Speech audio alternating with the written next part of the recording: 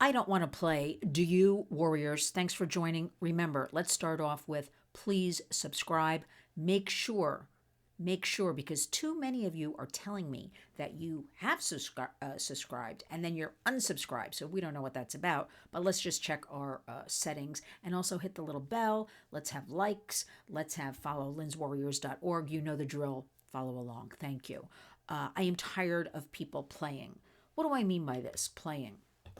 Listen, human trafficking, which we at the Warriors are calling slavery, because that is a much more descriptive word, is exactly what it is, the enslavement of people, especially vulnerable kids. So many people out there, and I have to just vent about this, talk about this a little bit, because I really want you to understand.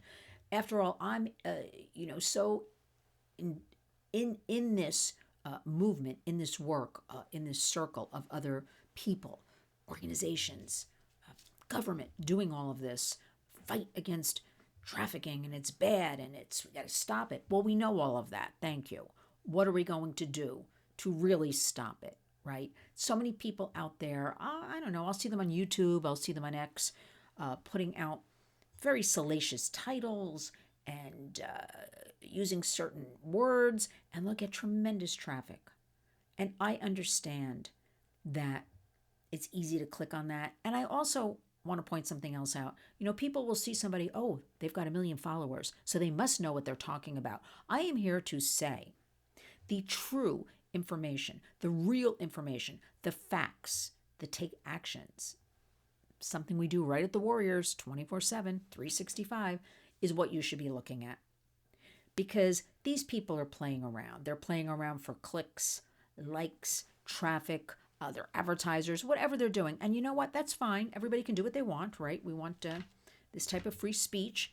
But I'm saying it does a big disservice to somebody like me and the Warriors when we are working so hard to really get in there and to talk with parents, family members. Today, families are made up of all different dynamics. We just have to face this. I mean, going into 2025, we have so many grandparents across the United States raising kids. We have so many aunts and uncles that have taken kids in. So, yes, we love our traditional mom and dad, our families, but we also have to acknowledge we now have these other types of families. Not necessarily everybody who is your actual family is, your family. Families are made up of all kinds of different things, is what I'm trying to say. So we want our information. That is our goal, education at the Warriors. That is why we volunteer. That is why we collect funds. That is why we're a nonprofit, to intervene, to have preventative education, and to share with you what we work on. And so I'm a little bit tired of these people coming along and just throwing this crap out there and just saying this and saying that. And I'm also a little bit tired. Look, we're all online. We live in this digital world. It's not going away, right? I love it for the Warriors. I'm able to talk to you. You might be watching this and might be, I don't know, somewhere halfway around the world. You're able to comment. We're able to communicate. I'm always looking for you to give me some of your ideas, some of your comments.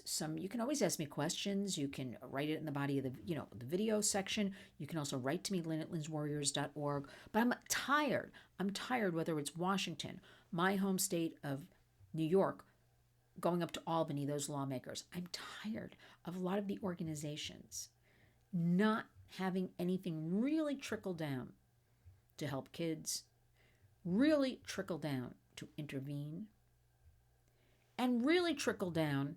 We got to educate parents, caregivers, grandparents, right? And what about the survivors? Why, after all, the Warriors just held an art therapy session a couple of days ago here in New York City. It's not something we put pictures online of survivors of sex trafficking, labor trafficking, where we come together and we share a meal and we paint and we talk and we laugh and we listen to music. And you know what? It's a couple of hours of a respite. That helps that person with their trauma. And even if it's just for that day, we know it's worth. I'm tired of people online. Oh, I started this a minute ago, talking to each other, different organizations about and again, I put things online because you have to have a presence online when you have a business, a nonprofit. Certainly, You have to keep people aware of what you're doing, show what you're doing. That's just what it's about. I don't mind. But I'm a little sick of people just talking to each other. The kind of look at me's, the kind of look how great I am, cheering this one on, cheering that one on. Okay, that's fine, that's great. What, I repeat, what is trickling down to help with our children? After all, last night with another group I work with, I gave a presentation here in New York, and we were given just the broad focus area of child mental health and welfare. And so we picked out, and that's very broad because as we all know, there's a very well documented youth mental health crisis in the United States. Our focus was on New York. And we decided, believe it or not, because there's so many ways you can go here, right, to do this 10-minute presentation, we really wanted to talk about bullying. Oh, I always thought bullies are around for years. You got to toughen up. You got to ignore. We heard that for years. You go home from school, you can close your bedroom door. You know, you're in your house, you're in the safe space. They don't bother you. But today it is so different and so much more vicious because we have the internet. And the internet is opening your front door and welcoming the world in. So a child who gets bullied, it's worse than ever because they suffer from depression, anxiety. They suffer from lack of social skills, lack of doing well in school, all kinds of things. To find out, a recent study came out that 1 in 8, used to be 1 in 10, but it's 1 in 8 now in New York City public school systems. We used to say there's 1 million kids, largest school system in the country. Now it's down to, last count, 900,000 or somewhere around there. So we lost all these kids. But that's because a lot of people, and again, these studies are never that clear. They're homeschooling now, or they moved out of the city in the last couple of years, or they are going to private or charter schools. So we'll still say, 900,000 kids. To hear 1 in 8 are homeless, and to hear that they're going from shelter to shelter, couch to couch, they live in cars. Those kids may not have clean clothes, they might have good hygiene, they're being bullied. Like, we have to take into account all these outside kind of things. We know from a current study here in New York that 1 in 5 children have experienced bullying. If we know it's 20%, it could be 40%. This is what we know about. Remember what I always tell you, the numbers are always higher. But certainly 20%, 1 in 5 children. And so the bullying affects them. They cannot succeed, right? We have to get to the parents and caregivers how to handle this, right? We hear the schools, we don't have the resources, we don't have the staff, we don't have this, we don't have that, we don't have any of it. It's up to us to take on these issues, right? This child that's getting bullied is the future adult, future leader. We have to do it. We can no longer sit on the side, which is why I'm telling you, these people that come out and I see these videos with these crazy titles and visuals. I mean, maybe I should be doing these kind of cartoon things. I don't know, but that's not me. I want to be an educator. I want to be a leader. I want to give you the knowledge. I want to give you the take actions. We've had tremendous success just in the last 24 hours, something we have been really pushing for in Congress, a bipartisan bill called the Take It Down Act.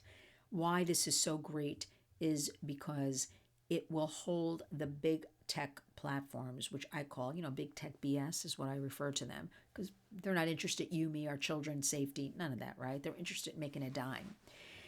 So the Take It Down Act, and we have to thank Senator Amy Klobuchar for this, they will be held responsible for AI deepfakes online if they don't take them down when they are identified immediately.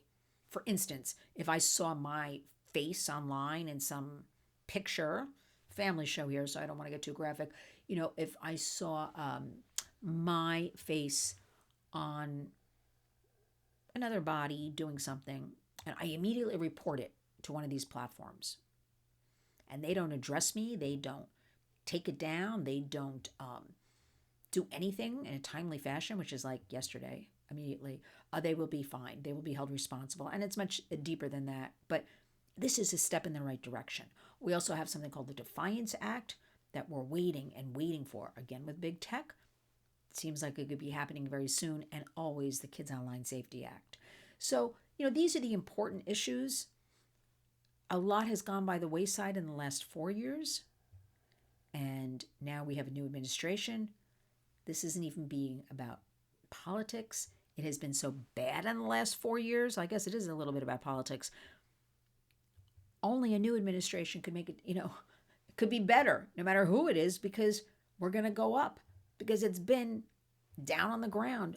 Horrible. There has been no addressing of these issues. Lots of talk, lots of glitzy online stuff, books written, people going on, mainstream media perhaps, the usual suspects, as I like to call them. But you must always bear in mind, and I know it's a lot to take in and it's kind of dark and ugly, but these are our precious kids. These are our families. These are us, right? And like we're going to be the leaders. And even if you think that way, that is a warrior's way of thinking. We are the leaders in your own home, in your community. That is good enough. So always tune in to the Warriors. Find out what we're talking about, things you can think about. Don't be taken in by these people. I've tried, just so I can speak about something, to watch some of these things, and I see how on purpose they use shocking language, and they're surmising a situation when they don't know anything, or they're not a victim of trafficking. So I know I'm not a victim of trafficking either, but we are about education. We are about showcasing whatever the legislation is. If it's a strong, vetted voice that is a survivor of trafficking, they've written a book, or they want to come on the Warriors, we certainly have them on. We're very careful about taking care of those people who have been traumatized. And remember, all of this is a lifelong trauma. But when I see these other people, they want to play, they want to party, they want to, whatever. Listen, I talked about Dirty Diddy, as I refer him to, because I want you to think about things I say that I know you're not going to hear in any kind of mainstream media, things to think about. And I always throw in, if I'm doing an interview or a video or something, some facts about kids, usually teens. So it really drives home the truths, what is really going on. So I want to thank all of you in this spirit of the holiday season.